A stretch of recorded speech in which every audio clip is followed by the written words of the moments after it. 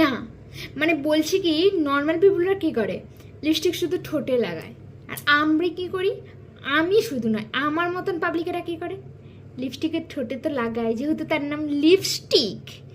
এবারে একটু বুঝতে পারছো এর নাম কি?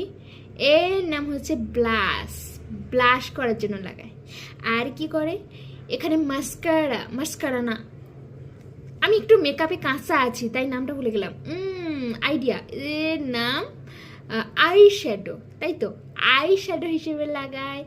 তারপরে তারপরে আরও মানে চারদিকে চারদিকে একটু একটু এরম এরম লাল লাল করার জন্য ও একটু টমাটোর মতন, টমাটো পুরো লাল চেরি টমাটোর মতন করার জন্য এমন এমন করে, তাই তো। তো যাই হোক, নর্মাল পিপুলরা তো এরকম করেই না, আমি হচ্ছে অ্যাবনর্মাল পিপুল। আর এই লিপস্টিকটা আমি 1947 সালে কিনেছিলাম। 1947 সালে আমি এই লিপস্টিকটা কিনেছিলাম।